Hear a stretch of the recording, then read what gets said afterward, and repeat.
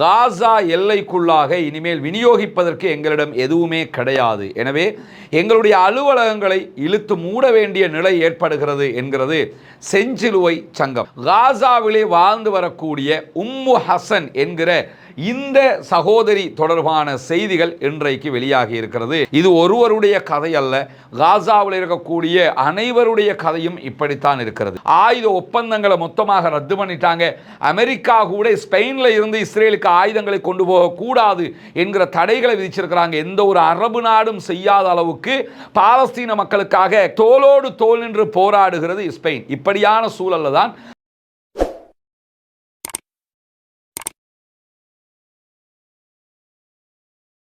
அன்பிற்கினிய சகோதர சகோதரிகளை நம் அனைவர் மீதும் ஏக இறைவனுடைய அமைதியும் கருணையும் உண்டாகட்டுமாக என்கிற உயரிய பிரார்த்தனைகளோடு பாலஸ்தீனத்தினுடைய காசா பகுதிகளில் 731வது நாளாகவும் என்னவெல்லாம் நடக்கிறது என்கிற செய்திகளைத்தான் இன்றைக்கும் நம்ம பார்க்க இருக்கிறோம். நமக்கெல்லாம் தெரியும், காசா மீதான இஸ்ரேலிய ஆக்கிரமிப்பு இராணுவத்தினுடைய தாக்குதல்கள் இதுவரைக்கும் நிற்காமல் தொடர்ந்து கொண்டே இருக்கிறது.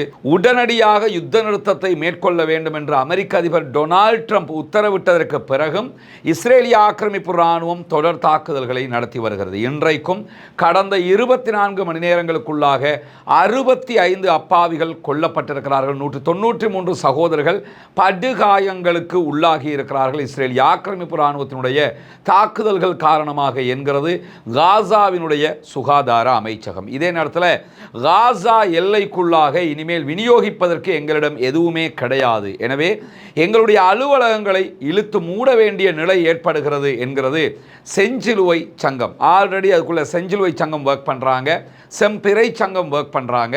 செஞ்சிலுவை சங்கத்திடத்தில் இனிமேல் விநியோகிப்பதற்கு எதுவுமே இல்லை.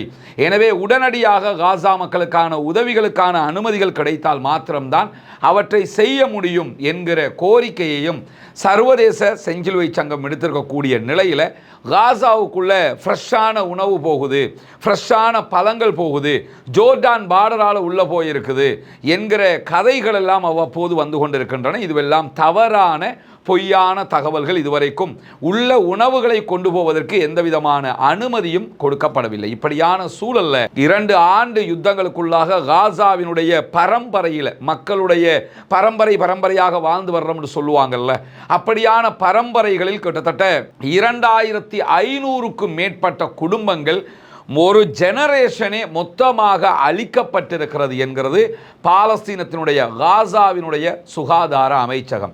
அந்த 2500 குடும்பங்களில் எந்த குடும்பங்கள்லையும் ஒருவர் கூட மிஞ்சவில்லை. அந்த ஜெனரேஷனை சாட்சி பெரியம்மா அப்படின்னு இருப்பாங்கள்ல, அத்தனை பேருமே டோட்டலாக அழிக்கப்பட்டிருக்கிறார்கள் என்கிறது காசாவினுடைய சுகாதார அமைச்சகத்துடைய தரவுகள். இப்படியான சூழ்நிலையில் காசாவிலே வாழ்ந்து வரக்கூடிய உம்மு ஹசன் என்கிற இந்த சகோதரி தொடர்பான செய்திகள் இன்றைக்கு வெளியாகி இருக்கிறது. 70 வயதுகளை அடையக்கூடிய இந்த உம்மு ஹசன் என்கிற இவங்களோட குடும்பத்தைச் சேர்ந்த 48 பேர் இந்த யுத்தத்திலே மொத்தமாக கொல்லப்பட்டிருக்கிறார்கள், ஷஹீதாகி இருக்கிறார்கள் என்கிற செய்திகளை அல் ஜசீராவுக்கு சொல்லி இருக்கிறார்கள்.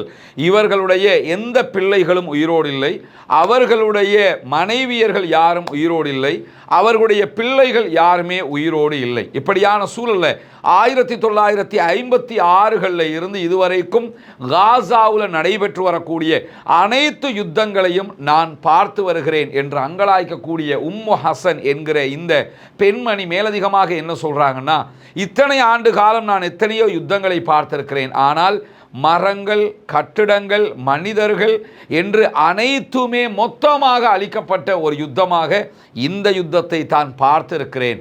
என்னால் தாங்க முடியாத அவலங்களை இந்த யுத்தத்திலே சந்தித்திருக்கிறேன் என்று சொல்லக்கூடியவங்க மேலதிகமாக என்ன சொல்றாங்கன்னா, நான் என்னுடைய உயிரை காப்பாற்றிக் கொள்வதற்காக பலவிடுத்தம் ஓரிடம் விட்டு இன்னொரு இடத்திற்கு நகர்ந்து கொண்டே இருக்கிறேன். அகதியாக வெளியேறி என்னால் முடியாது என்கிற நிலைக்கு நான் தற்போது தள்ளப்பட்டிருக்கிறேன் என்று உம்மு ஹசன் அவங்க அல் ஜசீராவுக்கு வழங்கி இருக்கக்கூடிய பேட்டியில் சொல்லக்கூடிய காட்சியை நம்ம பார்க்க முடியும். இது ஒருவருடைய கதை அல்ல, காசாவில் இருக்கக்கூடிய அனைவருடைய கதையும் இப்படித்தான் இருக்கிறது.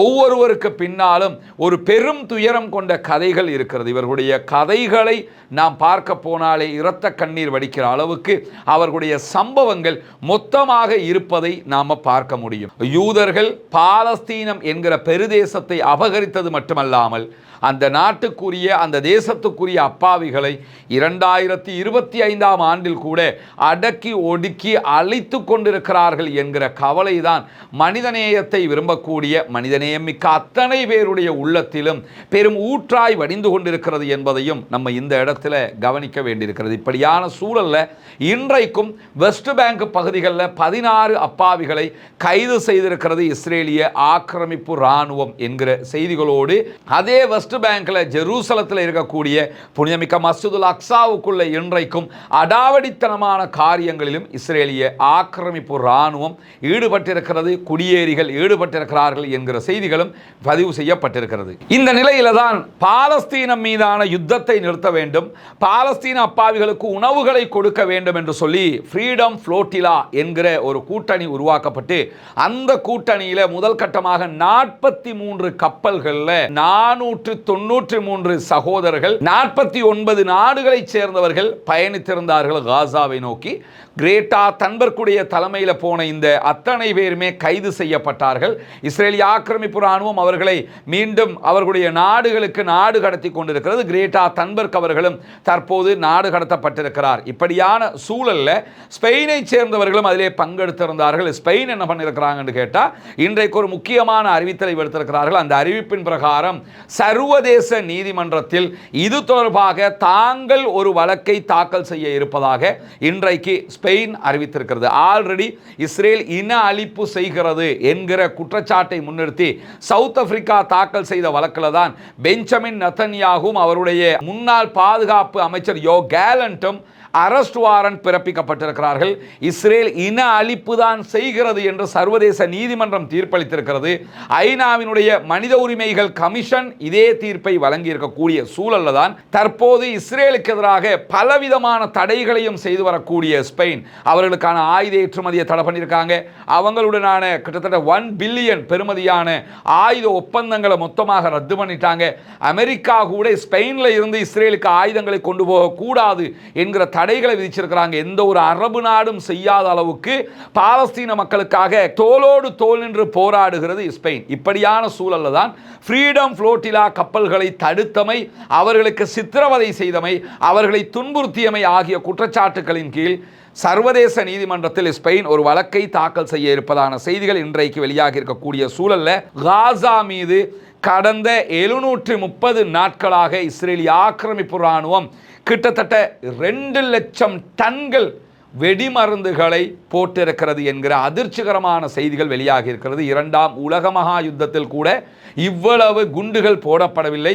ஒரு குறுகிய நிலப்பரப்புக்குள் 25 லட்சம் மக்கள் வாழக்கூடிய பகுதிக்குள் 2 லட்சம் டன், ஒரு டன்னுங்கிறதே 1000 கிலோகிராம். அப்போ 2 லட்சம் டன் என்னும்போது நம்ம கற்பனை பண்ணி கூட பார்க்க முடியாது. அவ்வளவு குண்டுகளை காசாவுக்குள் போட்டிருப்பதான செய்திகள் இன்றைக்கு வெளியாகி இருப்பது மட்டுமல்லாமல் காசாவினுடைய 90% பகுதிகளை மொத்தமாக அழித்திருக்கிறது இஸ்ரேலிய ஆக்கிரமிப்பு இராணுவம் என்கிற செய்திகளும் வெளியாகி இருக்கக்கூடிய சூழல்ல அமெரிக்க அதிபர் டொனால்ட் ட்ரம்ப் உடனடியாக யுத்தத்தை நிறுத்துங்கள் என்று அறிவித்ததற்கு பிறகு இதுவரைக்கும் 2வது நாளாக இன்றைய நாளில் மாத்திரம் 130 தாக்குதல்களை காசா மீது நடத்தி இருக்கிறது இஸ்ரேலிய ஆக்கிரமிப்பு இராணுவம். இப்படி தொடர் தாக்குதல்களை காசா மீது இஸ்ரேல் நடத்தி கொண்டே வருகிறது என்கிற சூழல்ல தான் 2 ஆண்டுகளை நெருங்குகிற இந்த யுத்தத்தில் 2 லட்சம் டன் வெடிமருந்துகளை காசாவில் வீசியிருக்கிறார்கள். காசா மக்களை அழிப்பதற்காக பயன்படுத்தி இருக்கிறார்கள் என்கிற அதிர்ச்சிகரமான செய்திகள் வெளியாகி இருக்கிறது. நமக்கெல்லாம் தெரியும், அக்டோபர் 7ஆம் தேதி பிரச்சனை ஆரம்பித்தது. நாளைய தினம் அக்டோபர் 7ஆக இருக்குது. இந்த வீடியோ சில நேரம் காலையில் நீங்கள் பார்த்தீங்கன்னா நீங்கள் பார்க்குற அன்றைய நாள் அக்டோபர் 7ஆம் தேதியாக இருக்கும். 2 ஆண்டுகளை நாம் நெருங்கிக் கொண்டிருக்கிறோம். அக்டோபர் 7, 2023 ஆரம்பித்த இந்த பிரச்சனை அக்டோபர் 7, 2025 தொடர்ந்து கொண்டிருக்கிறது. நாளைய தினம் இன்ஷா அல்லாஹ் காசாவினுடைய அழிவுகளுடைய விவரம் தொடர்பான ஒரு முழுமையான வீடியோவை வெளியிடுவதற்கு முயற்சி செய்து கொண்டிருக்கிறோம். அல்லாஹ் நாடினால் அந்த வீடியோவில் காசாவினுடைய அழிவுகளுடைய அளவு எவ்வளவு என்பதை நீங்கள் வெளிப்படையாக விவரமாக பார்த்து கொள்ள முடியும் என்கிற நிலையில காசா மீதான யுத்தத்தை நிறுத்துவதற்கான பேச்சுவார்த்தைகள் பாலஸ்தீன விடுதலை அமைப்புக்கும் இஸ்ரேலுக்கும் அமெரிக்கா, ஈஜிப்ட், கத்தார் தலைமையில் நடைபெற இருக்கிற செய்திகள், இன்றைக்கு திங்கள் நடைபெற இருக்கிறது என்கிற செய்திகள் வெளியாகி இருந்தது. நம்மளும் அதை மீண்டும் மீண்டும் சொல்லிக் கொண்டிருக்கிறோம். ஞாயிற்றுக்கிழமை முதல் மறைமுக பேச்சுவார்த்தைகள் நடைபெற்று வருகிற நேரத்தில் 1-to-1 பேச்சுவார்த்தைகள் திங்கட்கிழமை ஆரம்பிக்கும் என்றிருந்த நிலையில் இன்றைக்கு எகிப்தில் பேச்சுவார்த்தை நடைபெறக்கூடிய ஷாமல் ஷேக் என்கிற பகுதிகளுக்கு பாலஸ்தீன விடுதலை அமைப்பினுடைய தலைவர் ஹலீல் அல் ஹையா அவர்கள் வருகை தந்த காட்சிகள், புகைப்படங்கள் வெளியாகி இருக்கிறது. கத்தார் மீதான தாக்குதலுக்கு பிறகு அவர் ஒரு வீடியோவை 2 நாட்களுக்கு முன்பதாக வெளியிட்டிருந்தார். அதுவரைக்கும் அவர் எங்கே இருக்கிறார், என்ன ஆனார், எப்படி இருக்கிறார் என்கிற செய்திகள் தெரியாமல் இருந்தது. இன்றைக்கு வெளியாகி இருக்கக்கூடிய புகைப்படங்கள் பிரகாரம் ஆரோக்கியமாக இருக்கிறார் ஹலீல் அல் ஹையா அவர்கள். வெளிப்படையாக அவர் நடமாடுகிற காட்சிகள் எல்லாம் வெளியாகி இருக்கிறார். அல்லாஹு தஆலா அவருக்கு நீண்ட ஆயுளையும் பாலஸ்தீன விவகாரத்தில் மேலும் தைரியமாக பேசுகிற வாய்ப்புகளையும் கொடுக்க வேண்டும் என்கிற பிரார்த்தனைகளோடு ஹலீல் அல் ஹையா அவர்கள் வெளியிட்டிருந்த வீடியோவை பார்த்திருப்பீங்க. அதில் மிக தெளிவாக சொன்ன ஒரு விஷயம்தான், என்னுடைய மகன் கொல்லப்பட்டிருக்கிறார், ஷஹீதாகி இருக்கிறார் கத்தாரில் நடத்தப்பட்ட தாக்குதல்களில். ஆனால் காசாவில் கொல்லப்படுகிற சகோதரர்களுக்கும் என்னுடைய மகனுக்கும் இடையில எந்த ஒரு ஏற்றத்தாழ்வுகளையும் ஒரு நாளும் யாரும் பார்க்க முடியாது. காரணம், என்னுடைய மகனுடைய மரணமும் காசாவில் மரணிக்கக்கூடியவர்களுடைய மரணமும் ஒன்றுதான். காசாவிலே இஸ்ரேல் எப்படி குண்டு போட்டு அப்பாவிகளை கொள்கிறதோ அதே போன்றுதான் என்னுடைய மகனும் இஸ்ரேலிய தாக்குதலில் கொல்லப்பட்டிருக்கிறார். எனவே என்னுடைய மகனுக்கென்று எந்த சிறப்பும் கிடையாது. காசாவினுடைய அப்பாவிகளும் என்னுடைய மகனும் சரிசமனானவர்கள் தான் என்று சொல்லி காசா மக்களோடு தான் இருக்கிற அந்த நிலையை மிக அருமையாக பகிர்ந்திருக்கிறார் ஹலீல் அல் ஹையா அவர்கள். இப்படியான சூழலில் தான் இன்றைக்கு அவர் இந்த பேச்சுவார்த்தை நடக்கக்கூடிய தளத்திற்கு வந்திருக்கிறார். ஆனால் இன்றைய நாளில் பேச்சுவார்த்தைகளில் இஸ்ரேலும் அதே போன்று அமெரிக்காவினுடைய மத்திய கிழக்குக்கான தூதர் Marco Rubio, Steve Witkoff, Kushner போன்றவர்கள் கலந்து கொள்வார்கள் என்கிற நிலை இருந்தது. ஆனால் இஸ்ரேலோ மேற்சொன்ன அமெரிக்காவினுடைய டெலிகேஷன்ஸ் யாருமோ இன்றைய பேச்சுவார்த்தையில் பங்கெடுக்கவில்லை. அவங்க ஏன் பங்கெடுக்கலைன்னா, முதல்ல நீங்க டிஸ்கஷன் பண்ணி கத்தரும் ஈஜிப்டும் பாலஸ்தீன விடுதலை அமைப்போடு பேசி ஒரு முடிவுக்கு வாங்க, அதுக்கு பிறகு நாங்கள் பேச்சுவார்த்தையில் கலந்து கொள்கிறோம் என்று இன்றைக்கு முழுவதும் அவர்கள் பேச்சுவார்த்தையில் கலந்து கொள்ளவில்லை. இன்றைய தினம் பேச்சுவார்த்தையில் கத்தருடைய அதிகாரிகளும் ஈஜிப்டினுடைய அதிகாரிகளும் பாலஸ்தீன விடுதலை அமைப்பினர் மாத்திரம்தான் கலந்து கொண்டிருக்கிறார்கள் என்கிற செய்திகள் வெளியாகி இருக்கக்கூடிய சூழலில் காசாவினுடைய யுத்தத்தை முடிவுக்கு கொண்டு வருவதற்கான பேச்சுவார்த்தைகள் மிக வெற்றிகரமாக நடைபெற்று வருகின்றன என்கிற தகவலை அமெரிக்க அதிபர் டொனால்ட் ட்ரம்ப் வெளியிட்டிருக்கிறார். பேச்சுவார்த்தைகளை இவங்க கலந்து கொள்ளல, பட் பாலஸ்தீன விடுதலை அமைப்போடு கத்தரும் ஈஜிப்டும் பேசி வர்ற காரணத்தினால அந்த பேச்சுக்களில் அப்டேட் இருக்குது, முன்னேற்றம் இருக்கிறது என்கிற செய்திகளை இன்றைக்கு அமெரிக்க அதிபர் பகிர்ந்து கொண்டிருக்கக்கூடிய சூழல்ல பாலஸ்தீன விடுதலை அமைப்பினர் தங்களுடைய ஆயுதங்களை எகிப்து மற்றும் சர்வதேச மேற்பார்வையின் கீழான ஒரு குழுவிடத்தில் ஒப்படைக்க இருப்பதாகவும், தற்போது அவர்கள் இஸ்ரேலியர்களுடைய உடல்களை எங்கெங்கெல்லாம் வச்சிருந்தாங்களோ செத்துப்போன பணைய கைதிகளுடைய உடல்களை அதையெல்லாம் தேடிக்கிட்டு இருக்கிறாங்க என்கிற விதமாகவும் ஒரு செய்தி பரவிக்கொண்டிருந்த நிலையில் பாலஸ்தீன விடுதலை அமைப்பு இன்றைக்கு அதை மறுத்திருக்கக்கூடிய செய்திகள் வெளியாகி இருக்கு. பாலஸ்தீன விடுதலை அமைப்பினுடைய மூத்த அதிகாரிகள் ஒருவராக இருக்கக்கூடிய மஹமூது மர்தாவி அவர்கள் வெளியிட்டிருக்கக்கூடிய அறிவிப்பில் என்ன சொல்லியிருக்கிறார்னு கேட்டால், நாங்கள் சமாதான பேச்சுவார்த்தைகளிலும் அடுத்த கட்ட காசாவினுடைய தலைவிதி தொடர்பான விவகாரங்களிலும் என்ன முடிவுகளை எடுக்கிறோம் என்பதை எங்களுடைய அஃபீஷியல் டெலிகிராம் சேனல்களில் நாங்கள் வெளியிட்டு வர்றோம். அதுதான் எங்களுடைய அஃபீஷியலான அறிவிப்பே தவிர மற்றபடி பாலஸ்தீனத்தை விட்டுக் கொடுப்பதில் நாங்கள் ஒருபோதும் தலையிட மாட்டோம். பாலஸ்தீனம் எங்களுக்குரியது, எங்களுடைய நாட்டை நாங்கள் விட்டுக் கொடுக்கவே மாட்டோம் என்பதை மீண்டும் சொல்லியிருக்கிறவர். ஆயுதங்களை கீழே வைப்பது என்பது அசாத்தியமானது. நாங்கள் ஆயுதங்களை கீழே வச்சுட்டு சரண்டராக போகிறோம் என்று சொல்லி பொய்யான செய்திகளை தொடர்ந்து பரப்பி வர்றாங்க ஊடகங்களில்.